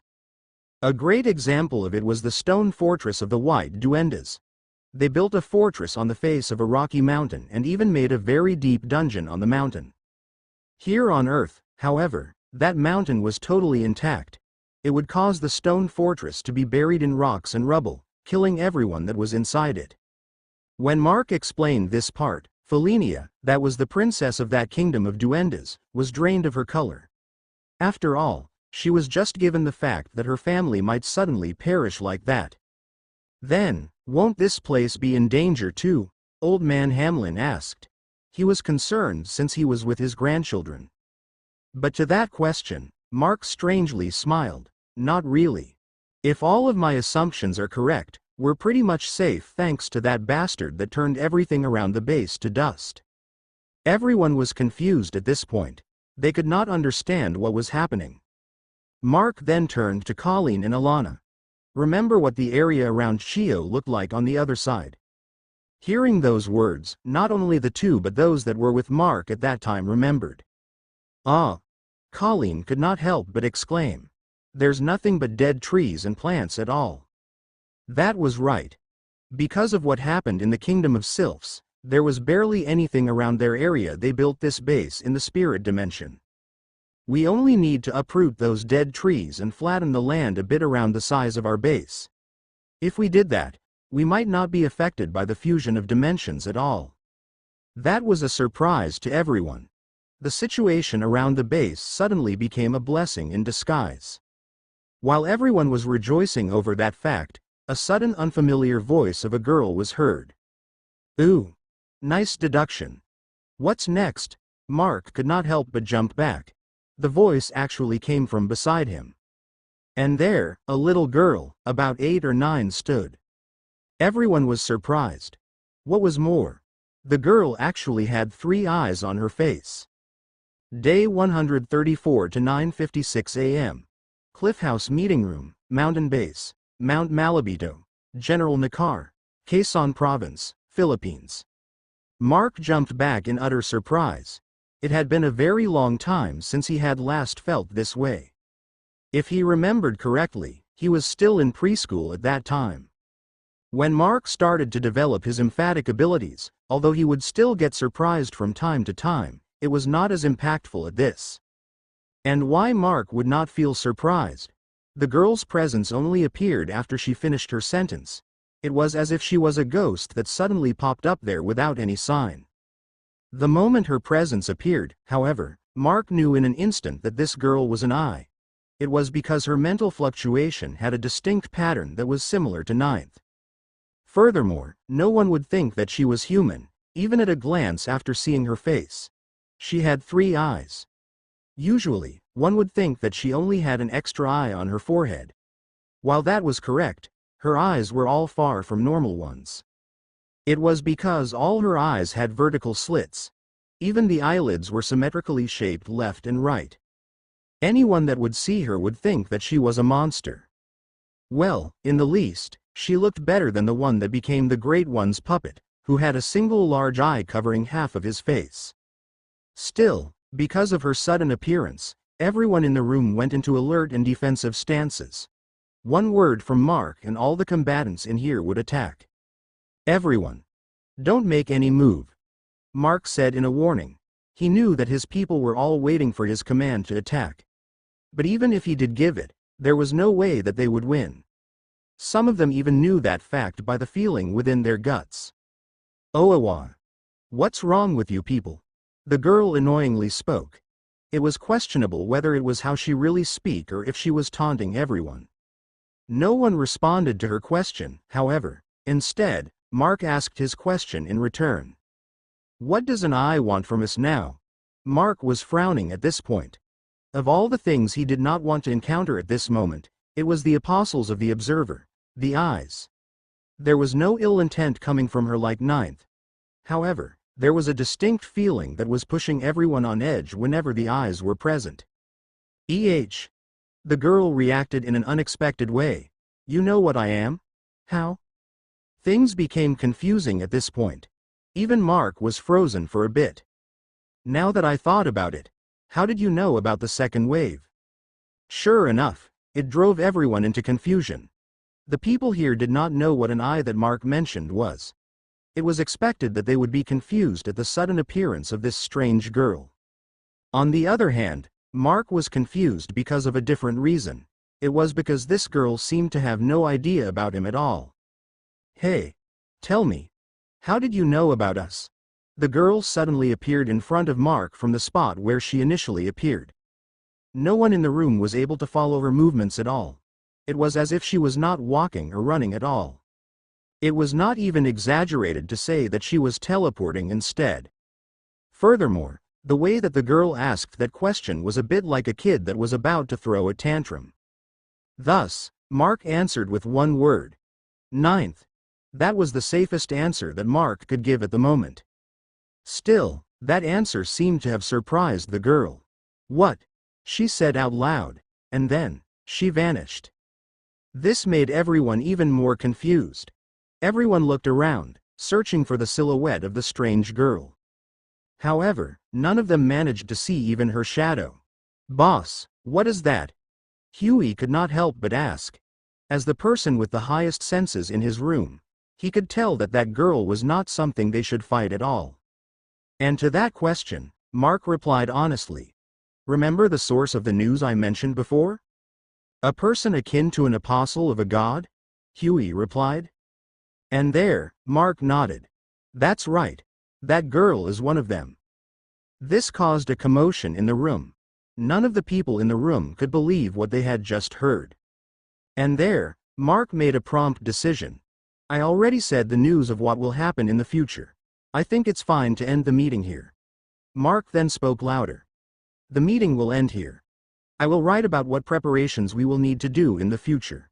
In any case, just continue what all of you are doing these past days until I give further instructions. Mark then looked around a bit. It looks like that girl left for now, but she will return for sure. Mark returned his gaze to the people in the room. They're an unstable bunch. More dangerous than the infected. It's better if none of you are here when she returns. Hearing that, many of them felt scared and left by Mark's instructions. Mark should have the capability to handle her at least. As for them, they were just humans. Something of the higher plane was not something for them to meddle with. There were some people that wanted to stay with Mark, not because they were not scared, but because they wanted to be beside Mark if things went awry. However, Mark forced all of them to leave. It was easier for Mark to handle things if he was alone. Thus, those that wanted to stay had no choice but to follow the ones that already went out. Now, the only one left inside the meeting room was Mark. He also chased out May and the others. If it was just a normal circumstance, Mark would let May stay with him. However, who knows what would happen. Sitting on the sofa, Mark waited. About 10 minutes later, Ophelia came, bringing Mark a drink after confirming that Mark was the only one in the room. After handing the drink, she immediately left per Mark's order.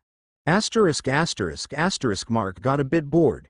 It was already an hour since the girl vanished, and the meeting ended. However, he waited. It was better to deal with things the moment that girl appeared again. And Mark was not mistaken. Another half-hour passed. The girl appeared as suddenly as she vanished earlier. Where are the other people? That was what she asked the moment she saw the almost empty room. I already sent them out, Mark replied. Now, can you tell me what your business here? Mark went straight to the point. If he let this girl go her way, who would know how things would end up? Straight to the point, are we? She reacted at Mark's word with amusement. You really don't seem to be afraid, huh? As she said those words, she appeared and disappeared around Mark. She was observing him closely. And then, she appeared sitting on the sofa opposite of Mark. Her short legs were dangling off in front of her. Finally, she stated her business in this place. You see, I'm supposed to deliver that news that you and your people are talking about earlier. But how in the heavens did you meet Ninth? We are in Southeast Asia. My jurisdiction. Just how would you meet Ninth that is in charge of Eastern United States? The girl was calm at first, but as she went on and on, she started flailing her arms and legs in frustration. It looked cute if not for her oddly placed eyes. The bad thing about her tantrum, however, was that she was releasing a displeasing aura around her. If it got worse, it would affect everyone in the base. Can you calm down? Mark asked in a reprimanding voice. Aren't you eyes supposed to not directly affect mortals? If you continue, you will break that rule. Hearing that, the girl froze. She took deep breaths and calmed herself. Say. The girl leaned on the coffee table, moving her face closer to Mark. You're not really afraid of me, huh? You're really amusing, just like Ninth said. So, you met with Ninth just now? Mark asked, keeping himself calm. Yeah, I did. I confirmed that he met you in New Jersey during an incident there several days ago. Say it. How in the heavens did you end up there? And now, you're here? Tell me. The girl was like a curious kid. Her oddly shaped eyes were staring at Mark as if she wanted to know his secrets. We have someone who can create portals, Mark answered. Is that enough? Mark did not hide it. Even if he did, it was not hard for the eyes to know if this girl could vanish and appear and even hide her presence completely. Hearing that, the girl's pupils dilated while her eyes widened. It was quite an unpleasant sight. Ooh. How amusing, she clapped. Is it a human? A spirit race? Demon? Or someone like you? That question made Mark frown. This girl seemed to have known a lot of things that were going on in his base. Don't look at me like that, the girl grumbled. I know about that because I have been watching this place for 5 days already. A pure spirit tree suddenly appeared on Earth and not on the spirit dimension. Of course, it will get my attention after we started searching. And there, the actual reason why the girl was throwing a tantrum was told. As Ninth had said, the eyes were seeking people that was legible to know about the incoming second wave. And 5 days ago, she noticed this base because of the night-evered spirit tree and the strange traces of destruction that was present around the area. However, she did not find anyone that was eligible at that time. It was not surprising considering that Mark and May were in New Jersey, and the others were in Pennsylvania and were securing the pagoda. Despite that, this girl would still pass by from time to time to check. After all, she had not found the owner of the pure spirit tree yet. And today, she passed by once more. However, there was a lot of unfamiliar presence that was currently in the base, particularly several powerful people. Most importantly, Mark and May, who had their strings of fate detached. There, she found the meeting and appeared here just at the moment that Mark started talking about the fusion of dimensions. She was rather amused by Mark's theory and finally showed herself to bring the news to Mark and May. And that was where the commotion in the meeting started. I am supposed to bring you the news since your base is inside my jurisdiction, me. She started to throw a tantrum again, although this time, she seemed to be controlling the fluctuations she was releasing. There's nothing that we can do about that, right? Mark tried to reason. None of them was at fault for this. If there was someone to be blamed, it was that guy who called himself the Great One. The girl stared at Mark silently after his words entered her ear. That was right, there was nothing they could do about it. Still, she felt unpleasant, she was even puffing her cheeks. Looking at that appearance, Mark scratched his head. Without a doubt, the eyes were troublesome to deal with. Still, he did not want to fight against this girl to break out. He had more important things to do than wreck the base everyone painstakingly built. So, how should a child throwing a tantrum be dealt with peacefully? And there, Mark spoke. Want some chocolates? With a shrug, Mark took out several bars of chocolates from his ring. Of course, he did not expect that it would work out. Unexpectedly, the girl's eyes widened in delight as she immediately unwrapped the biggest one. As she took her first bite, her expression brightened.